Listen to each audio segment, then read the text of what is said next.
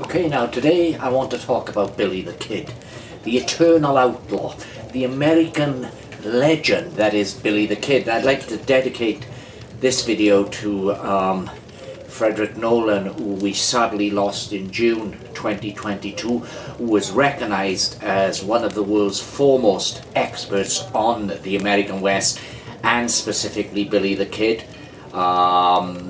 Fred, of course, founded the English Westerner Society. He wrote a number of books on the Old West and a number on Billy the Kid, and he was recognized as a foremost expert on the Billy the Kid story and the American Old West in general. But before I start, I just want to read you something, and these words come from a journalist, Paul Hutton, who had these words first published in a magazine article in 1990, and it's such an eloquent paragraph about Billy the Kid that it launched his career for him, and he ended up appearing on various shows about Billy the Kid, all thanks to this one extremely evocative paragraph. So let me read you that. I'm going to read it from the cover of True West magazine from May 2007, which was a Billy the Kid special. It also celebrated John Wayne's 100th birthday. But this is the paragraph I want to read you, and damn, I wish I'd written this. It's called, the article it comes from is Dreamscape Desperado. So let me just wet my whistle with a bit of wild turkey and we'll proceed. Billy the Kid just keeps riding across the dreamscape of our minds, silhouetted against the starlit western sky, handsome, laughing, deadly, shrewd as the coyote, free as the hawk, the outlaw of our dreams, forever free, forever young, forever riding. That's a lovely little, probably the most, as I said, the most evocative, the most effective sentence ever written about Billy the Kid, and there has been many. In fact, you've only got to search YouTube and you'll see that my video here about Billy the Kid is just one of many thousands. Now, before I start, the bulk of this video here will be made up of my correspondence with Frederick Nolan. I became very friendly with Fred after I'd started getting published myself as a Western writer. And then I started my blog, The Tainted Archive, and I displayed my love of the Old West and my own limited, in comparison to Mr. Nolan's, knowledge of the Old West, and we became friends and we started corresponding. So the bulk of this video comes from that correspondence. The reason that I wanted to do this video at the moment was I've just finished watching season 2 of, I'm catching up with it, it was broadcast a while back, the season 2 of MGM's Billy the Kid series. There is a season 3 promise which will tie up the story, and that's going to be dropping sometime this year, I believe. I've searched online and I can't find any information at the moment, but I believe it is dropping sometime this year. Another thing I'd like to mention before I start, I'll put a link down below in the description box, but Kevin Towles' channel, Kevin Towles Read, was wonderfully most kind to do a review of my new Western that's currently available for the Kindle, and that is Billy's Guns. So I'll put a link down below so you can check out his review. He had some kind words to say about my work, and also, why not head up the Amazon now and get yourself a Kindle copy of Billy's Guns. It's my new Western. It's out now. It's on sale at the moment. Anyway, let's get on with Billy the Kid. Well, as I say, I'm talking about the MGM Billy the Kid series, which stars Tom Blythe in the title role, and there is only one known picture of Billy the Kid. There are several pictures which I think may actually be the Kid, but the only one that's got provenance and can be proven to be Billy the Kid, and it's not a very good, it's a famous tin type photograph, and it's not exactly very good, and it makes the Kid look like a dorky type of guy who'd never get a girlfriend, you know. But casting this handsome actor Tom Blythe as the Kid, I mean, he's a very good-looking actor. He does a really good job, though, and there is something about him which, in a certain way, can resemble the famous tintype. This photograph here is based on the famous tintype of the kid. Now, let's get another.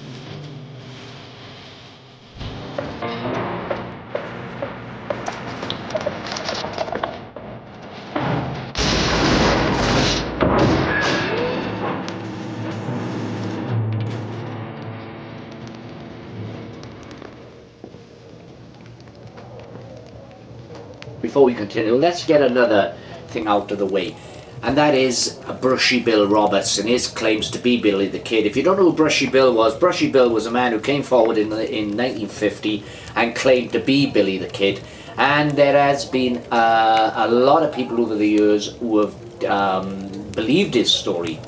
He died shortly after making his claims. What's interesting about it is he didn't try and get money by selling his story. What he wanted was the pardon that he claimed had been promised. Now, my own beliefs are that Pat Garrett did kill Billy the Kid. And I've got some notes here. In fact, I've printed out an interview I did with Fred Nolan a while back, and I started this off with the words from Pat Garrett's largely debunked autobiography of Billy the Kid, The Authentic Life of Billy the Kid. And this is Pat Garrett explaining how he came to kill the kid. He came directly towards me. Before he reached the bed, I whispered, "Who is it, Pete?" but received no reply for a moment. It struck me that it might be Pete's brother-in-law, Manuel Abreu, who had seen Poe and McKinney and wanted to know their business. The intruder came close to me, leaned both hands on the bed, his right hand touching my knee, and asked in a low tone, "Who are they, Pete?" At the same instant, Maxwell whispered to me, "That's him." Now, Pat Garrett at this time is in Pete Maxwell's bedroom. He knows the kid is in the building somewhere. He's in Pete Maxwell's bedroom, and apparently the kid has come into the room. Simultaneously, Garrett goes on, the kid must have seen or felt the presence of a third person at the head of the bed. He quickly raised his pistol, a self-cocker, within a foot of my breast, retreated rapidly across the room. He cried, Quinice, Mexican, for who's that? Who's that? All this occurred in a moment. Quickly as possible, I drew my revolver and fired, threw my body aside and fired again. So Pat Garrett fired twice that night. The second shot was useless. The kid fell dead. He never spoke. A struggle of two, a little strangling sound as he gasped for breath, and the kid was now with his many victims. Now, I do believe that Pat Garrett did kill Billy the Kid that night. I don't believe Brushy Bill's stories. But I don't believe that it happened the way that Garrett said. If you read Pat Garrett's account, the book that he later wrote, because not long after he killed the kid, he started getting rubbished in the press, and they were saying that it was a cold-blooded murder, that he shot the kid in the back, and so he decided to get his story out. He employed a ghostwriter to write the book. The ghostwriter actually knew the kid and had lived for a period, lodged for a period with the kid and his mother when the kid was younger. That is Billy the Kid's mother, and we think was Billy the Kid's mother, and I'll come to that in a moment. But most of the book, The Authentic Life of Billy the Kid, has been debunked by historians over the years, so I don't believe Garrett's version of what happened, though I do believe he killed Billy the Kid that night. The kid was killed, but I believe what happened is that Garrett was in Pete Maxwell's bedroom. There was another two of his men out in another room. Billy the Kid that reportedly had got hungry during the night and had gone to get some meat from a freshly killed whatever it was, and he was coming back through the room toward Pete Maxwell's bedroom, and he saw two intruders, Garrett's men, and he backed slowly into Pete Maxwell's room, and that's when I believe that Pat Garrett shot him, probably through the back, with the bullet emerging out of the front side of Billy's chest, obliterating his heart, so he would have died instantly, which is why the burial of Billy the Kid was done so quickly. And there's a lot of controversy over how many people actually saw the body. Garrett claimed that the body was moved to a carpenter's store where he was put on view, but that has since been debunked.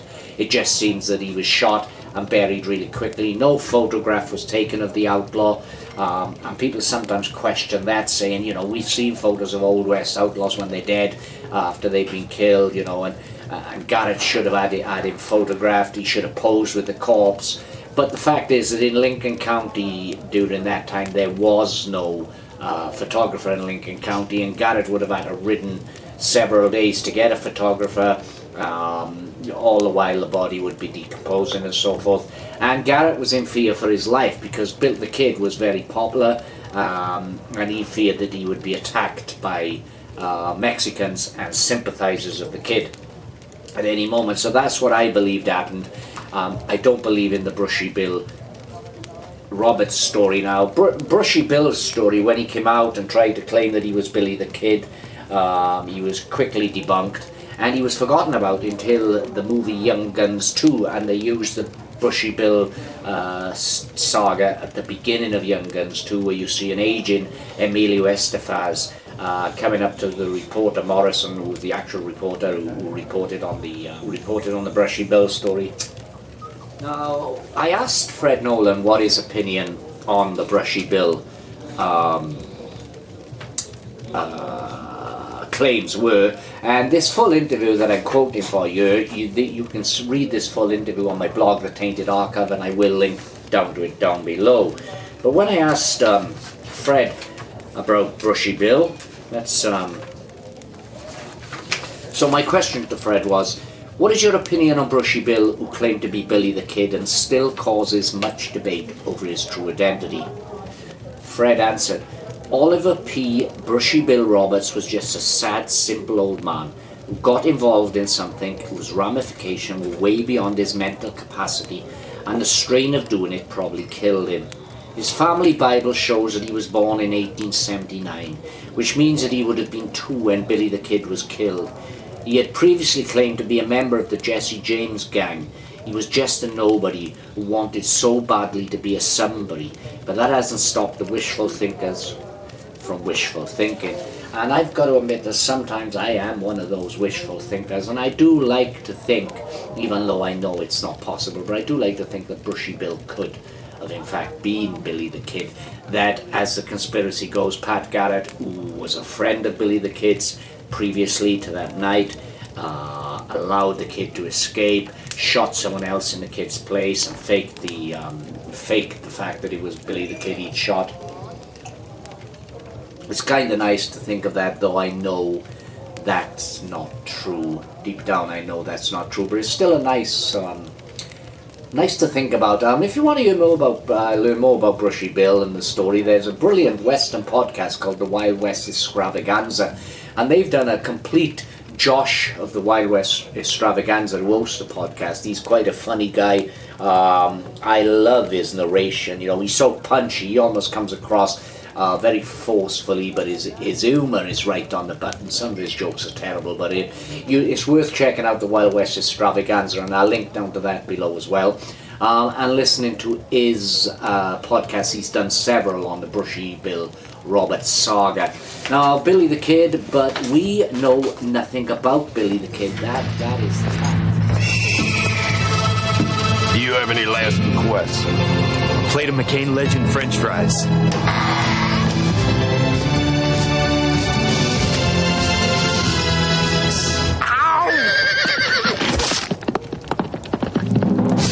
McCain Legend French fries. To be consume before others do.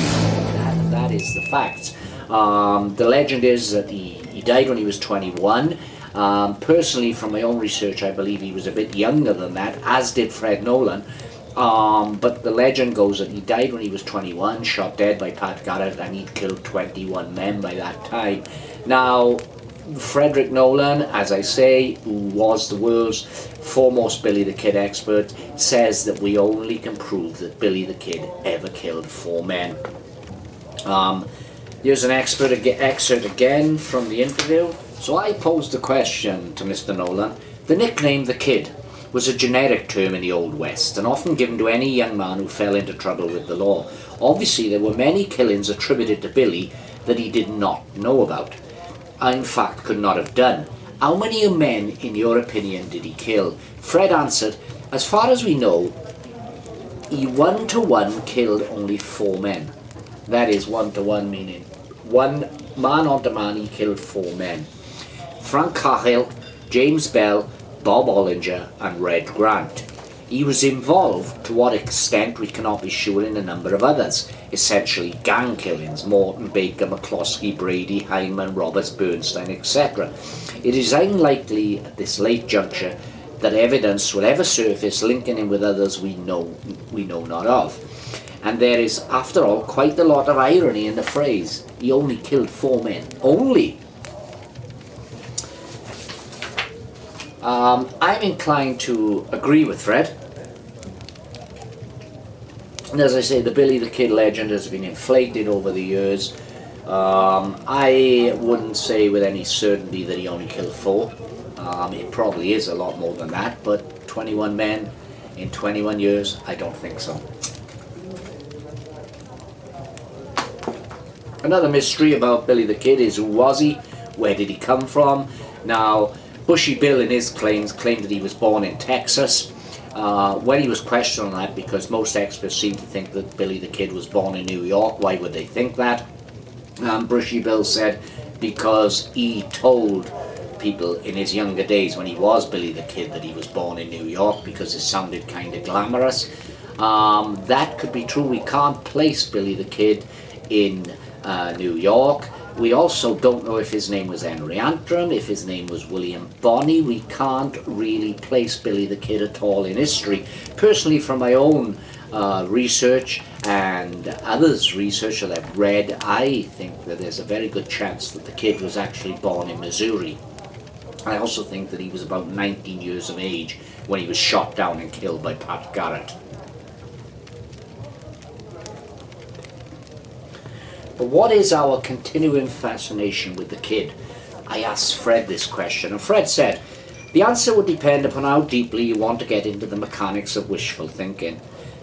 The place of our hero in history and reality, the implicit challenge and simultaneous impossibility of solving an insoluble historical riddle, of ever properly establishing who he was, where he was born, who his father was, where he spent the first 10 years or so of his life. But I think there are also wider issues would have come to do with our need for heroes and myth, and strangely enough, hope. With preconceptions shaped by where we grew up and who we did it with, what we read and what we saw on TV or at the movies when we were at an impressionable age, Billy truly is a young man for all seasons. That short and violent life, that transformation from homeless kid to deathless myth, reshaping itself anew for every succeeding generation. I then asked Fred, in his opinion, did any of the film versions of the kid ever come close to reality? And Fred answered that, in short, the answer was no. Though he did say that he thought perhaps if Jack Butel, who played the kid in the barking mad movie The Outlaw from Howard Hughes, which starred Jane Russell's cleavage, but he said if Jake Butel, who played the kid in that, could have played the Chris Christopherson part in Pat Garrett and Billy the Kid, we just might have had the definitive image. So was Billy the Kid psychotic? I asked Fred this. Fred answered, I am fairly confident that he was not suffering from a mental disorder in which he thought and emotions are so impaired that contact is lost with external reality, OAD. But he knew how to stay alive in a world and at a time that you and I might find ourselves unable to cope with. If you want a taste of it, read Cormac McCarthy's Blood Meridian, and I do agree with Fred there. Blood Meridian is a superb book. Now, shortly before he passed away, about a year or so before he passed away, Fred wrote me a letter and said that he was following an avenue of research because he was editing together a new book. Documents had been found, and he was editing a new book, and he wrote to me in a bit of excitement and said that Billy the Kid had a Welsh connection, and he said all would be revealed in the fullness of time. Now, I did eventually get an email from Fred. I printed the email out to you, and I'm going to read the email to you and tell you a little bit about what Fred asked me and you. So this gives me a connection into Billy the Kid in a sense, because I'm Welsh, and there is a Welsh connection to the Billy the Kid saga.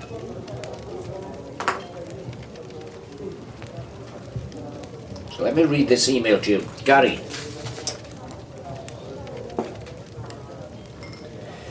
Here's something western for you, all the way out there in the wild west of Pontypridd, that you may not have known about. Back in December 1880, a ragtag posse of panhandle cowboys were sent to New Mexico to recover cattle stolen from the Texas ranches there by Billy the Kid and his sidekicks.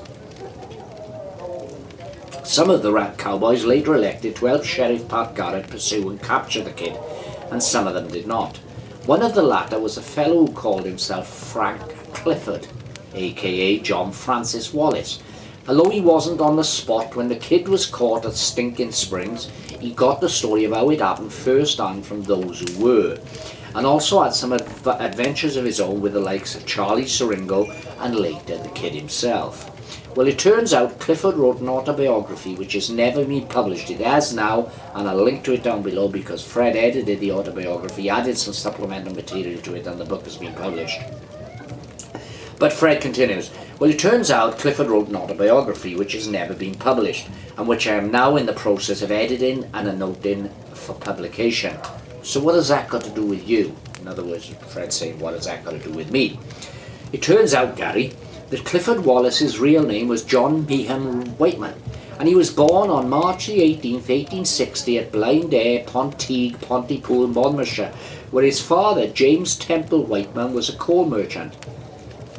My first home in England, he wrote, is in Monmouthshire.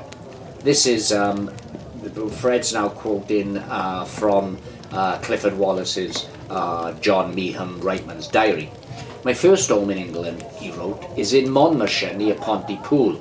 I don't know what direction, but a railroad ran up towards Wales, and our house was between Pontypool and Crumbling Bridge, quite a patch of land, but not what you would call an estate. Name of the place then, this is 1870, was the Wern.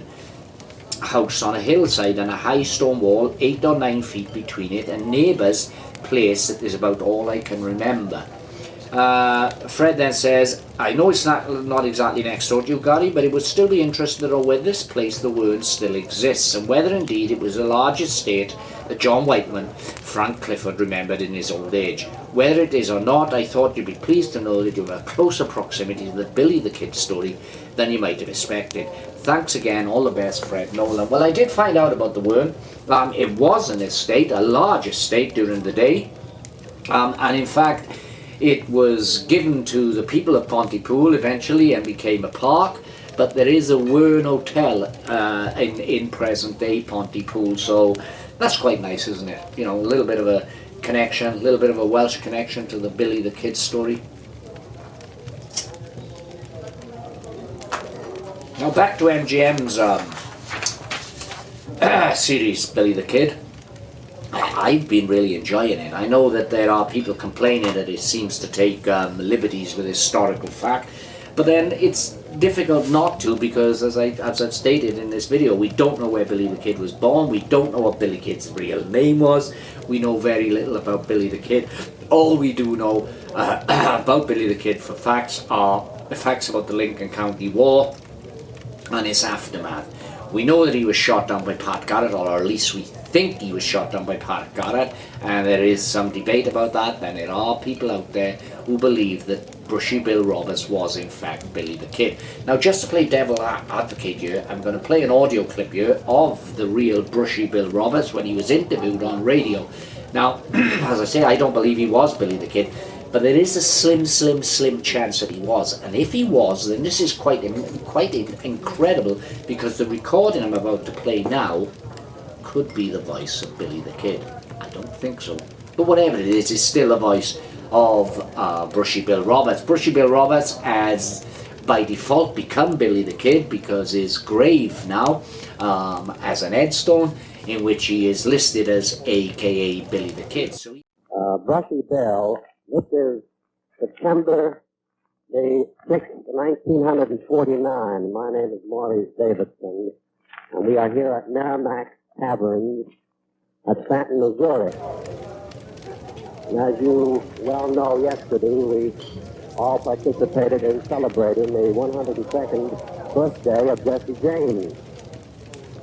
I understand that you're an old friend of his, and I'd like to have you verify. You say you knew him 78 years.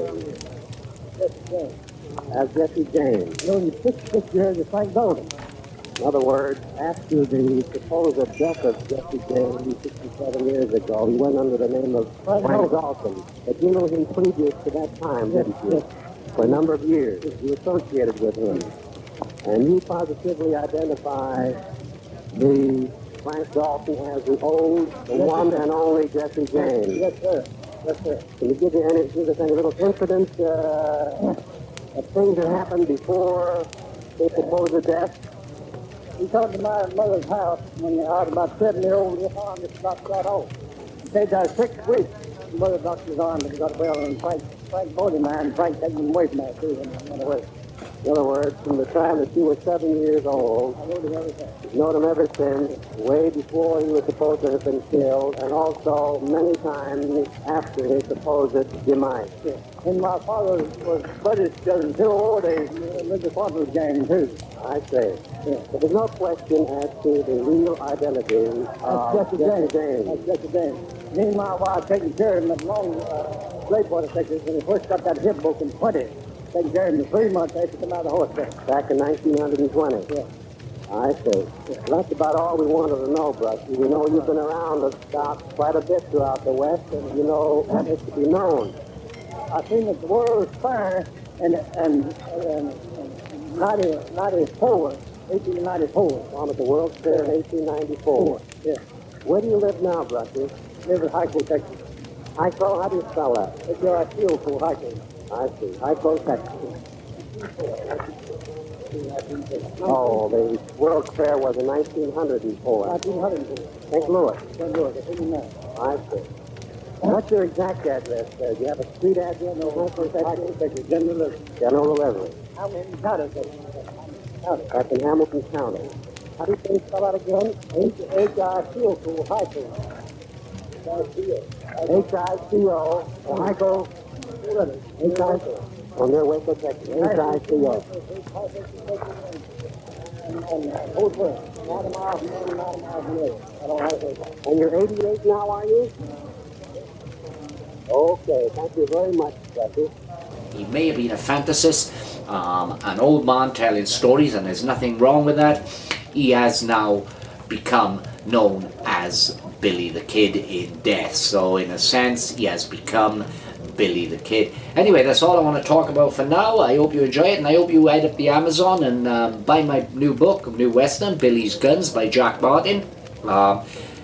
Especially after listening to Kevin Town's review, which, as I said, the link is down below. So cheers, Solange, adios, and see you soon.